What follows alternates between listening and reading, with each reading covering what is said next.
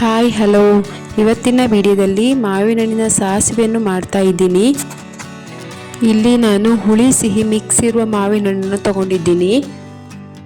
ಸಿಹಿಯಾದ ಮಾವಿನ ಹಣ್ಣು ತಗೊಂಡ್ರೆ ಸಾಂಬಾರು ಅಷ್ಟೊಂದು ಚೆನ್ನಾಗಿ ಆಗಲ್ಲ. ಅದೇ ಸ್ವಲ್ಪ ಹುಳಿ ಇದ್ದರೆ ಸಾರು ಸೂಪರ್ ಟೇಸ್ಟಿಯಾಗಿ ಬರುತ್ತೆ. ಈಗ ಮಾವಿನ ಹಣ್ಣು ಸೀಸನ್ ಆಗಿರೋದ್ರಿಂದ ಬೇಕಾದಷ್ಟು ಮಾವಿನ ಹಣ್ಣು ಸಿಗುತ್ತೆ ಈಗ ಮಾರ್ಕೆಟ್ನಲ್ಲಿ. ಉಡುಪಿ ಮಂಗಳೂರು ಕಡೆ ಜಾಸ್ತಿ ಮಾವಿನ ಹಣ್ಣು ಸಾರನ್ನು ಮಾಡ್ತಾರೆ. ಇವಾಗ ಇಲ್ಲಿ ನಾನು ಸಾಂಬಾರಿಗೆ ಎಷ್ಟು ಮಾವಿನ ಹಣ್ಣು ಬೇಕೋ ಅಷ್ಟೊಂದು ತಗೊಂಡಿದ್ದೀನಿ. ಮಾವಿನ ಹಣ್ಣನ್ನು ಚೆನ್ನಾಗಿ ತೊಳೆದು ಈ ಥರ ನೀಟಾಗಿ ಸಿಪ್ಪೆ ತೆಗೆದುಕೊಳ್ಬೇಕು. ಮಾವಿನ ಹಣ್ಣು ಸಾಸಿವೆಯನ್ನು ಕೆಲವರು ಬೇರೆ ಬೇರೆ ರೀತಿಯಲ್ಲಿ ಮಾಡ್ತಾರೆ. ನಾವು ನಮ್ಮದು ಉಡುಪಿ ಸ್ಟೈಲಲ್ಲಿ ಇದೇ ರೀತಿ ಮಾಡೋದು, ಚೆನ್ನಾಗಿರುತ್ತೆ ಸಾಂಬಾರು. ಇದನ್ನು ಸಿಂಪಲ್ಲಾಗಿ ಈಸಿಯಾಗಿ ಬೇಗ ಮಾಡ್ಕೊಳ್ಬೋದು. ಈ ಥರ ಮಾವಿನ ಹಣ್ಣು ಸಿಕ್ಕಿದಾಗ ಸಾಂಬಾರು ಮಾಡಿ ಊಟ ಮಾಡಿದರೆ ತುಂಬ ಚೆನ್ನಾಗಿರುತ್ತೆ.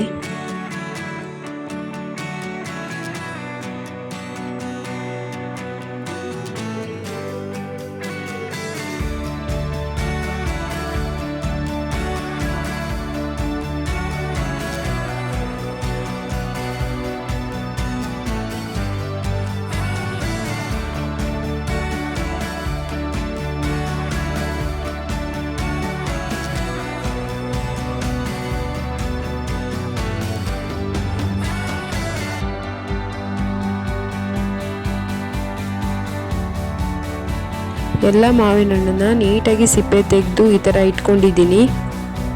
ಮಾವಿನ ಹಣ್ಣು ನೋಡೋಕ್ಕೆ ತುಂಬ ಚೆನ್ನಾಗಿ ಕಾಣ್ತಾ ಇದೆ. ಇನ್ನು ಸಾಂಬಾರಂತೂ ಸೂಪರ್ ಆಗಿರುತ್ತೆ.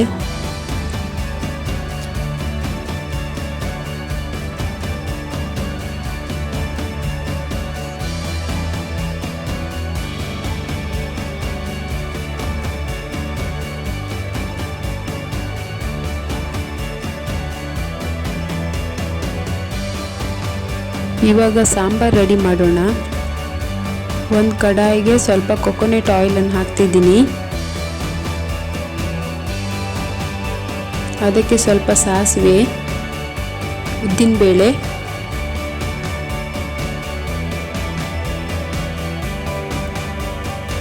ಬೆಳ್ಳುಳ್ಳಿ,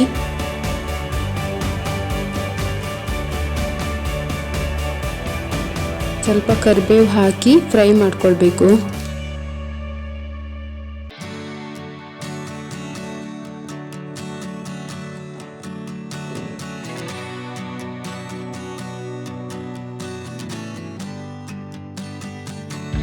ಇದು ಸ್ವಲ್ಪ ಫ್ರೈ ಆದಮೇಲೆ ಸಿಪ್ಪೆ ಬಿಡಿಸ್ಕೊಂಡಿದ್ದ ಮಾವಿನ ಹಣ್ಣನ್ನು ಕೈಯಲ್ಲಿ ಹೀಗೆ ಸ್ವಲ್ಪ ಪ್ರೆಸ್ ಮಾಡಿ ಹಾಕಬೇಕು.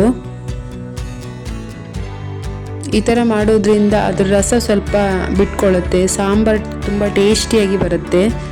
ಸ್ವಲ್ಪ ಮಾಡಿದರೆ ಸಾಕು, ಜಾಸ್ತಿ ಮಾವಿನ ಹಣ್ಣನ್ನು ಹಿಂಡೋದು ಬೇಡ.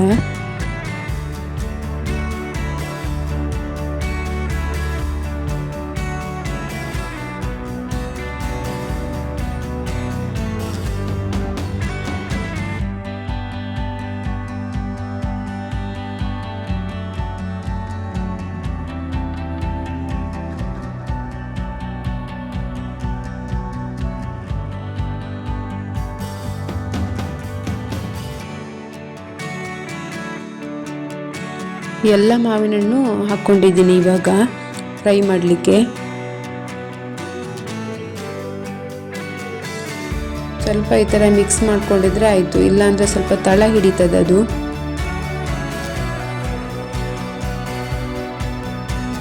ಸಣ್ಣ ಉರಿಯಲ್ಲಿ ಅದನ್ನು ಬೇಯಿಸ್ಕೊಳ್ಬೇಕು.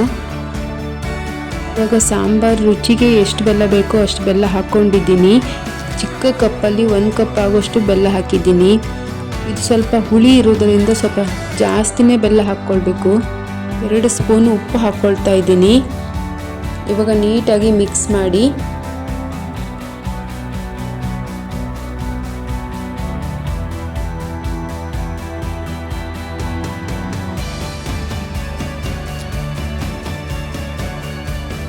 ಮುಚ್ಚಳ ಮುಚ್ಚಿ 5 ನಿಮಿಷ ಸಣ್ಣ ಉರಿಯಲ್ಲಿ ಬೇಯಿಸ್ಕೊಳ್ತೀನಿ. ಇವಾಗ ಸಾಂಬಾರಿಗೆ ಮಸಾಲೆ ರೆಡಿ ಮಾಡೋಣ. ಒಂದು ಒಗ್ಗರಣೆ ಪ್ಯಾನಿಗೆ 2 ಟೇಬಲ್ ಸ್ಪೂನ್ ಆಯಿಲ್ ಹಾಕಿದ್ದೀನಿ, ಕೊಕೊನೆಟ್ ಆಯಿಲ್. ಅದಕ್ಕೆ 1 ಟೇಬಲ್ ಸ್ಪೂನ್ ಉದ್ದಿನಬೇಳೆ, ಒಂದು ಸ್ವಲ್ಪ ಕರಿಬೇವು ಹಾಕಿ ಈ ಥರ ಫ್ರೈ ಮಾಡ್ಕೊಳ್ತಾ ಇದ್ದೀನಿ.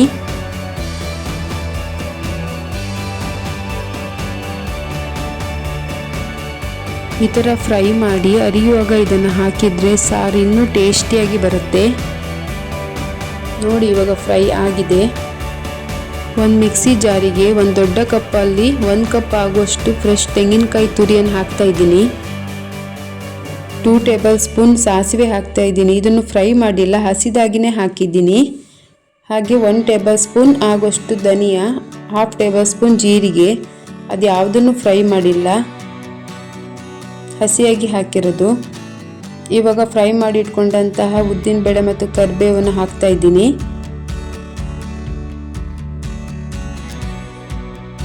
ಇಲ್ಲಿ 4 ಬ್ಯಾಡಗಿ ಮೆಣಸು ಹಾಕಿದ್ದೀನಿ. ಇದನ್ನು ಸ್ವಲ್ಪ ಫ್ರೈ ಮಾಡ್ಕೊಂಡಿದ್ದೀನಿ. ಅದು ಸ್ವಲ್ಪ ಖಾರ ಜಾಸ್ತಿ ಇದೆ, ಅದಕ್ಕೆ 4 ಮೆಣಸು ಹಾಕಿದ್ದೀನಿ. ಒಂದು 4ರಿಂದ 5 ಬೆಳ್ಳುಳ್ಳಿ, ಹಾಗೆ ಸ್ವಲ್ಪ ನೀರು ಹಾಕಿ ಸ್ವಲ್ಪ ಫೈನ್ ಪೇಸ್ಟ್ ಮಾಡ್ಕೊಳ್ತೀನಿ.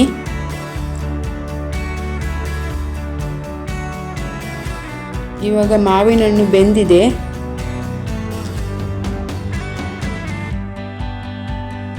ಇದಕ್ಕೆ ಸ್ವಲ್ಪ ಅರಿಶಿನ ಹಾಕಿ ಮಿಕ್ಸ್ ಮಾಡ್ತಾ ಇದ್ದೀನಿ.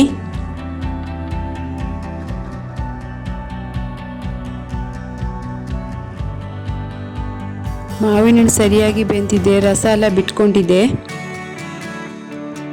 ಇವಾಗ ಮಸಾಲೆ ಹಾಕ್ತಾ ಇದ್ದೀನಿ.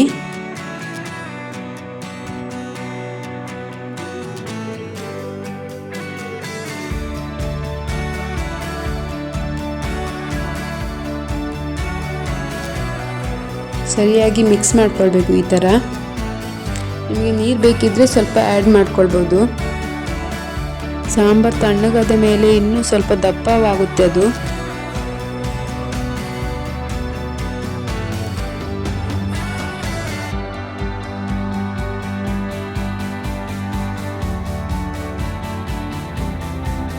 ಈಗ ಮುಚ್ಚಳ ಮುಚ್ಚಿಬಿಟ್ಟು ಅದನ್ನು ಮೀಡಿಯಮ್ ಫ್ಲೇಮಲ್ಲಿ ಚೆನ್ನಾಗಿ 5ರಿಂದ 10 ನಿಮಿಷ ಕುದಿಸ್ಕೊಳ್ಬೇಕು.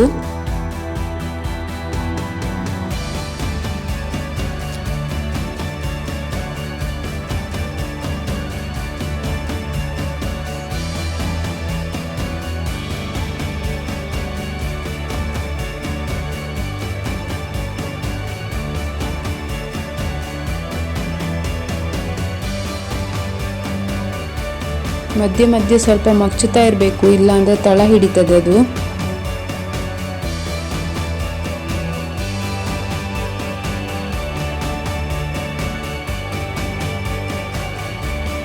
ಇವಾಗ ಮಾವಿನ ಹಣ್ಣಿನ ಸಾಂಬಾರು ರೆಡಿಯಾಗಿದೆ. ಈ ಥರ ಮಾವಿನ ಹಣ್ಣಿನ ಸಾಸಿವೆಯ ಪರಿಮಳನೇ ತುಂಬ ಚೆನ್ನಾಗಿರುತ್ತೆ. ಈ ಸಾಂಬಾರು ಜೊತೆ ಬೇರೆ ಯಾವ ಸಾಂಬಾರು ಬೇಡ, ಇದು ಚೆನ್ನಾಗಿರುತ್ತೆ ಮಾವಿನ ಹಣ್ಣಿನ ಸಾರು.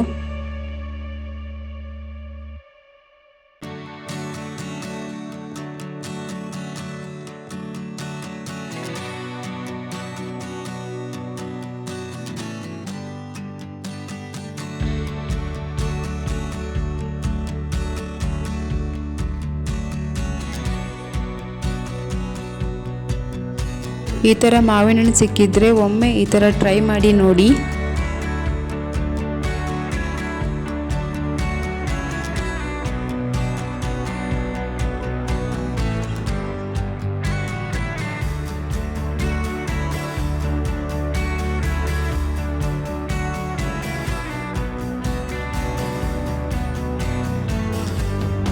ಈ ವಿಡಿಯೋ ಇಷ್ಟ ಆದರೆ please subscribe, comment and share.